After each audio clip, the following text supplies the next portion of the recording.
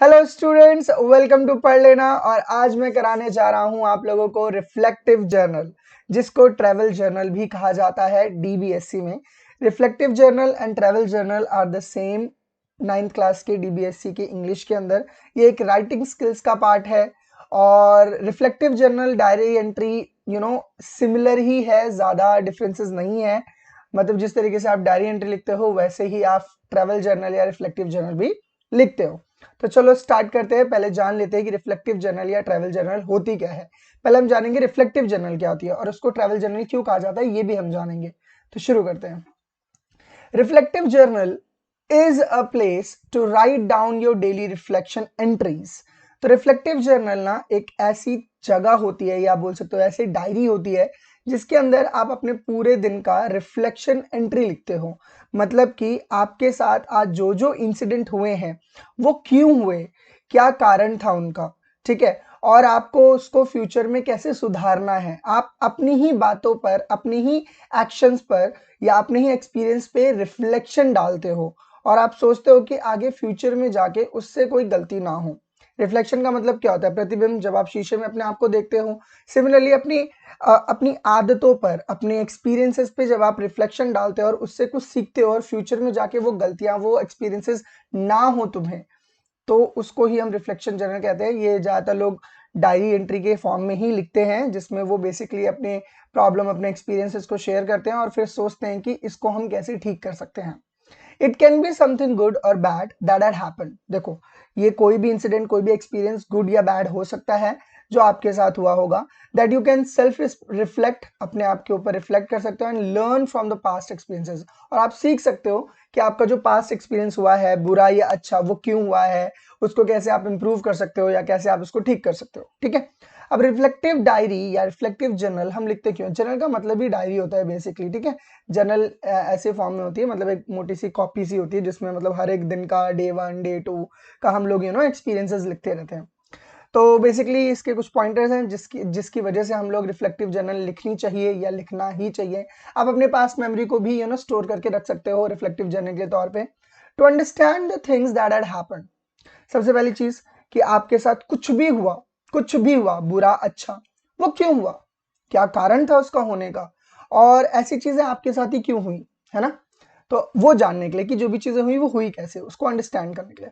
To reflect on why it happened this way, ये भी जानने के लिए कि वो चीजें हुई तो इसी तरीके से क्यों हुई और आपके साथ ही क्यों हुई। ठीक है।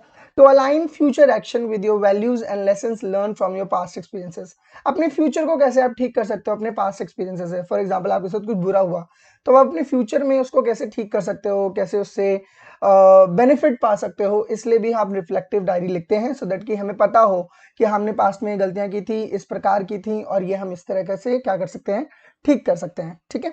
To share and get thoughts and ideas out of head, कभी कभी क्या होता है कि हम लोगों के दिल और दिमाग में बहुत सारी चीजें भरी हुई होती हैं और हम एक ऐसा पर्सन नहीं ढूंढ पाते जिसको हम ट्रस्ट कर सके अपने एक्सपीरियंसेस से, अपने प्रॉब्लम के लिए। तो हम डायरी लिखते हैं और डायरी के अंदर ही अपने थॉट्स, आइडियाज को लिखते हैं, जिससे कि हमें ना क्लियर विजन मिल सके आने वाले फ्यूचर के लिए और अपने लिए। ठीक है। चलो अब देखते हैं इसका फॉर्मेट क्या है। बेसिकली इसका कोई पर्टिकुलर फॉर्मेट तो है नहीं। डायरी एंट्री आप खुद लिख रहे हो, अपने मर्जी से लिख रहे हो, तो आप इसको किसी भी प्रकार से लिख सकते हो। पेपर में भी ऐसे ही आता है, किसी भी प्रकार से आप लिख सकते हो, वो आपके ऊपर है। या फिर आपको वो लोग कुछ दे देंगे, जैसे कि मैं एक वो ले लेता हूँ, स्लाइड ले लेता हूँ, मैं फिर आपको समझाता हूँ कि जैसे कभी कभी क्या होता है कि वहां पर ना आपको कुछ पर्टिकुलर चीजें दे सकते हैं। एक सेकेंड ना, मैं बस इसका एक वो ले लूं। तो जैसे मान लो ये मैंने स्लाइड ले ली। अब आपको पेपर में क्या होगा ना कि आपको पेपर में एक ऐसे फॉर्मेट सा दे देंगे, बोलेंगे ये एक स्पेस है, ठीक है, और आपको कोई भी एक पर्टिकुलर टॉपिक या कोई भी एक दे देंगे। जैसे कि डीबीएससी में बेसिकली ट्रैवल के ऊपर ही आ रहा है कि आप एक पर्टिकुलर ट्रैवल के लिए गए थे, आपके साथ ऐसा ऐसा एक्सपीरियंस हुआ या ऐसा ऐसा बैड एक्सपीरियंस हुआ, तो उस बैड एक्सपीरियंस को आपको डायरी एंट्री के फॉर्म में क्या करना है, लिख के दिखाना है। ठीक है। डायरी एंट्री बोल सकते हो, रिफ्लेक्टिव जर्नल या ट्रैवल जर्नल के तौर पे लिखाना है, लिख के दिखाना है। तो आप सीधा बॉडी स्टार्ट करो, सीधा अपना टाइटल वाइटल देने की जरूरत नहीं है, सीधा आप लिखना शुरू करो पैराग्राफ के फॉर्म में। ठीक है। या फिर वहां पर ना आपको ऐसे बॉक्स में ना जैसे बीच में दे दिया जाएगा कि कहाँ आप गए हो और यहाँ पे कुछ मतलब ऐसे कुछ भी मतलब डिज़ाइन वगैरह बना के दे दिया जाएगा। जितना मैं बच्चों से पूछ पाया हूँ, जितना मेरे को बच्चों ने बताया कि ऐसा भी रिफ्लेक्टिव जर्नल आता है, तो जिसके अंदर मतलब ऐसे दे दिया जाएगा और ये सारे कनेक्टेड होंगे। तो यहाँ पे आपको बताना होगा कि आप कहाँ गए, क्या-क्या खाया, क्या-क्या किया, क्या-क्या एक्सपीरियंस रहा, क्या आपको ऑब्जर्वेशन थी, तो ये आपके मॉड्यूल में है, ठीक है? तो ये चीज़ें अपार्ट करो, आप बस इतना सोचो कि आपको लिखना क्या होता है उसके अंदर, फिर जिस भी फॉर्म में आएगा आप वहाँ पे लिख सकते हो, ठीक है? तो चलो देख लेते हैं फॉर्मेट में हमें क्या-क्या पॉइंटर्स को ऐड अप करने चाहिए, जिससे आप एक ट्रैवल जर्नल या रिफ्लेक्टिव जर्नल लिख सकते हो। रिफ्लेक्टिव जर्नल अलग-अलग तरह की होती हैं, पर डीबीएससी में सिर्फ ट्रैवल के ऊपर है, तो ट्रैवल के ऊपर ही देखेंगे, ठीक है? चलो, तो format to write a reflective journal और अ ट्रैवल जर्नल। सबसे पहले आपको क्या करना है, डिस्क्रिप्शन देना है। डिस्क्रिप्शन में क्या दोगे, recall place and write down descriptively. आपको याद करना है कि आप कौन से प्लेस गए थे, क्योंकि मैंने बताया कि सिर्फ ट्रैवल पे ही आ रहा है डीबीएससी में। अगर आगे कुछ चेंजेस होते हैं तो उसके ऊपर भी ले आऊंगा मैं वीडियो, पर अभी ट्रैवल के ऊपर ही है, इसीलिए इसका नाम रिफ्लेक्टिव जर्नल या फिर ट्रैवल जर्नल है, ठीक है? तो recall the place, right it down descriptively. आपको डिस्क्रिप्टिवली उस प्लेस के बारे में लिखना है। क्या क्या लिख सकते हो आप, the name of the place, place का नाम बता दीजिए कि आप इस प्लेस पे गए हो। फॉर एग्जांपल मैं दिल्ली दर्शन के लिए गया, तो मैं दिल्ली दर्शन में दिल्ली गया, ठीक है? और कहाँ कहाँ आप दिल्ली दर्शन में विजिट किया वो भी बताना होता है। किस दिन आप गए, day and date of the, तो आपको डेट बता देना है, डे बता देना है कि मैं 14 तारीख को मंडे वाले दिन मैं ट्रैवल करने गया था, है ना? Time taken for travel, yes, आपने जहाँ से भी किया। फॉर एग्जाम्पल बनारस से आप दिल्ली गए हो ट्रैवल करने, तो बनारस से दिल्ली तक जाने के कितने घंटे लगे, कितना टाइम हुआ ट्रैवल किया आपने, क्या मोड ऑफ ट्रांसपोर्ट लिया आपने, ट्रेन लिया, बस लिया, प्लेन लिया, जो भी है वो बता सकते हो आप, ठीक है? तो पहले आप थोड़ा बहुत डिस्क्रिप्शन दोगे ना कि आप कहाँ जा रहे हो, क्या कर रहे हो, क्या क्या लिया आपने, कितना टाइम लिया, कितनी तारीख हो गई, ये डिस्क्रिप्शन में आता है। ये बेसिकली कह सकते हो ये इंट्रो ही पोर्शन है, ठीक है? पहले इंट्रोड्यूस करोगे ना, अब डायरी को कंफ्यूज थोड़ा ना करना है, वो सीधा आप अपनी प्रॉब्लम लिखकर। The name of the delicacies that were released, मतलब कि आपने क्या क्या डेलिकेसीज वहाँ पे गए, क्या क्या खाना खाया आपने, ठीक है? The places of the tourist interest, अगर वहाँ पे प्लेसेस हैं कुछ टूरिस्ट इंटरेस्ट के जहाँ पे लोग घूमने जा सकते हैं, जैसे India gate, red fort, Chandni Chowk, ये सारी चीजें, ठीक है? The activity that were enjoyed, जो जो एक्टिविटीज आपने की हैं, है ना? कौन कौन सी एक्टिविटीज की हैं? आप देखो ट्रैवल आप सोलो कर रहे हो तो कई सारी गलतियां हो सकती हैं, जैसे कि आपको कई बार रास्ता नहीं पता होता, आपको कई प्लेसेस के बारे में नहीं पता होता, है ना? तो उन प्लेसेस के बारे में आप उसके अंदर लिख सकते हो। उन प्रॉब्लम्स के बारे में लिख सकते हो कि जैसे एक पहले बार कोई जा रहा है दिल्ली में ट्रैवल करने, तो उसको किन किन बातों का ध्यान रखना चाहिए, क्या क्या प्रॉब्लम वो फेस कर सकता है। तो इस तरीके से आप क्या कर सकते हो, रिफ्लेक्टिव जर्नल लिख सकते हो, जिससे कि आने वाले समय में दोबारा अगर कभी आप दिल्ली विजिट करते हो अकेले, तो आपको पता हो कि हाँ पहली बार मैंने ये गलतियां की थी, ये प्रॉब्लम मुझे दिल्ली जाने में आई थी, तो अब शायद ये प्रॉब्लम मुझे नहीं आएगी, क्योंकि मुझे अब पता है ना? जैसे कि मार्केट के रेट्स आपको नहीं पता थे, आपको ठग लिया गया, ठीक है? या आपका बैग चोरी हो गया, आपका पर्स चोरी हो गया, या कुछ भी हुआ हो आपके साथ, या फिर आपको मेट्रो के बारे में नहीं पता था, तो मेट्रो में आप पहली बार चढ़े थे, तो मेट्रो का एक्सपीरियंस बता सकते हो कि कितना अच्छा था, कितना बुरा था, right? What are the things happened there, क्या क्या हुई, वही ये आपकी बैड प्रॉब्लम्स, बैड भी हो सकती हैं और ये अच्छी भी हो सकती है, गुड भी हो सकती हैं, ठीक है? तो यही चीज मैं बता रहा हूँ कि क्या क्या चीजें आपके साथ हुई, ठीक है? Who was involve with you, yes, आप लोगों के बारे में बता सकते हो कि कौन कौन इन्वॉल्व थे, जैसे कि ऑटो वाले ने मेरे से चांदनी चौक से इंडिया गेट तक का मेरे से ज्यादा चार्ज कर लिया, है ना? अगर आप पहली बार दिल्ली जा रहे हो तो ऐसी गलती आप ना करो, है ना? आपको प्राइस का नहीं पता था। व्हाट डिड यू सी, आपने क्या क्या चीजें वहां देखी। What did you like the most, वहां की दिल्ली की क्या क्या चीजें आपको अच्छी लगी, दिल्ली की क्या क्या चीजें आपको बुरी लगी, उनके बारे में आप लिख सकते हो उसके अंदर, ठीक है? और क्या लिख सकते हो उसके अंदर, what was your interesting unexpected learning, तो आपको क्या सीखने को मिला, क्या इंटरेस्टिंग चीज थी या अनएक्सपेक्टेड थी जो आपको पहली बार सीखने को मिला, तो वो लर्निंग लिखो। और उस लर्निंग से आपको क्या फील हुआ, क्या महसूस हुआ, वो लिखना होता है। क्योंकि एक पर्सनल डायरी की तरह लिखते हो आप, पर्सनल अपनी थिंग्स लिखते हो उसके अंदर, तो अपनी लर्निंग अपने, और दिल खोल के लिखो, कोई भी आपका गलत नहीं कर सकता उसको, क्योंकि वो आपका एक्सपीरियंस है, आपने क्या फील किया वो आप लिख रहे हो, तो आप आराम से लिख सकते हो। इसका एक पर्टिकुलर फॉर्मेट नहीं बन सकता है, क्योंकि हर एक इंसान की लर्निंग, हर एक इंसान का फीलिंग अलग अलग हो सकता है, ठीक है? What is the most important, interesting, relevant, useful aspect of the place और अ सिचुएशन, जो भी सिचुएशन थी, जो भी प्लेस था, उसका important, interesting, relevant, useful aspect क्या था जो आपको सबसे ज्यादा अच्छा लगा। फॉर एग्जाम्पल हम मुंबई गए थे, मैं एक एग्जाम्पल दे रहा हूँ, हम मुंबई गए थे, तो वहां पे हमें लोकल ट्रेन के बारे में नहीं पता था ज्यादा, हमें नहीं पता था कि लोकल ट्रेन में बहुत भीड़ होती है, लोग दरवाजे पे खड़े होकर चलते हैं, मतलब सफ़र करते हैं और मॉर्निंग और इवनिंग में इतनी ज़्यादा भीड़ होती है। तो ये मेरे लिए पहली बार न्यू लर्निंग थी और अगर मैं अगली बार दोबारा मुंबई जाऊँगा, तो शायद मैं ऐसी गलती नहीं करूँगा और मुझे पता होगा कि मुझे किस टाइम मतलब लोकल लेनी है। जब पहली बार जाते हैं इंसान तो उनको नहीं पता होता कि लोकल कब लेनी है, तो आपको दोपहर के वक़्त लेनी चाहिए जब ज़्यादा भीड़ नहीं होती है। वैसे भीड़ तो तब भी होती है पर ज़्यादा भीड़ नहीं होती है। प्लस वहाँ पे बसेस बहुत रेयरली चलती हैं, बहुत कम चलती हैं, तो इसका भी आप सोच सकते हो कि वहाँ पे आपको पर्सनल ऑटो या रिक्शा या जो भी होता है वो करना पड़ता है।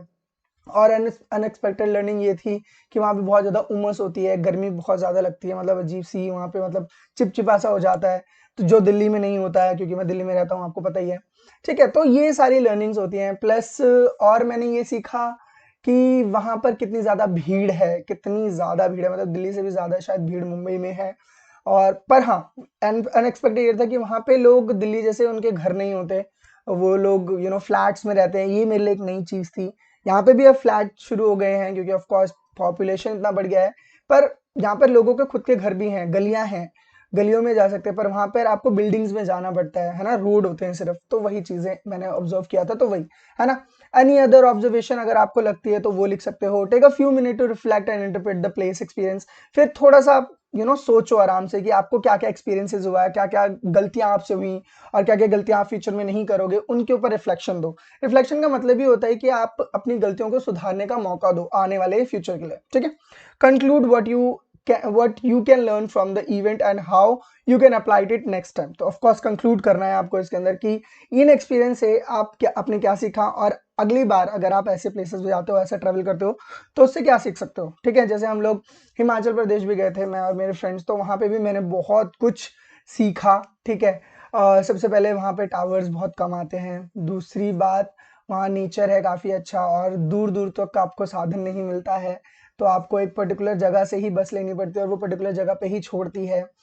प्लस माउंटेन है तो ऑफ कोर्स आपको खूब चढ़ना पड़ेगा, अगर आप पैदल चलते हो। वहाँ पे पानी आप मैंने पहली बार मतलब मैंने झरने का पानी पिया, वो बहुत क्लीन होता है, क्लियर होता है और वैसा आपको कहीं और नहीं मिलेगा। तो बहुत सारी लर्निंग्स थी, बहुत सारी चीज़ें थी जो मैंने सीखी, है ना? तो उस चीज़ को मैं कंक्लूड कर सकता हूँ और आगे से मतलब ये चीज़ें समझ सकता हूँ और फिर ऐसे ट्रैवल करते-करते मुझे और भी जर्नी के बारे में पता चलेगा और भी चीज़ों के बारे में पता चलेगा। प्लस वहाँ पे झरना बहुत क्लीन होता है, वहाँ का पानी बहुत क्लीन होता है, मतलब वो पूरा पहाड़ों से आ रहा होता है। बहुत सारी चीज़ें मैंने वहाँ पे देखी।